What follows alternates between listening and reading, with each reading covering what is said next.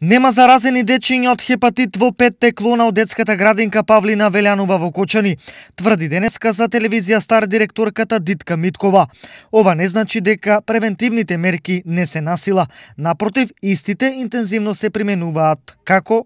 Значи се врши секојдневно проветрување на просториите, се врши секојдневна дезинфекција, се врши отстранување на сите недостатоци што може би ги имало и сега хигиената е на значително зголемено ниво. Превентивата е најдобриот лек, согласни се кочанци и надлежните од тамошниот центар за јавно здравје. Затоа апелираат и информираат. Контактите да се сведат на минимум меѓу заболените и тие што се во околина на болните. А од наша страна направено е превентивни дезинфекции во сите училишта од каде што ни се заболените ученици. Излезено е на терен на улицата Стамен Манов, пошто најголем број од заболените ни се на таа улица, значи направени контакти со лицата на лице место во нивните домови.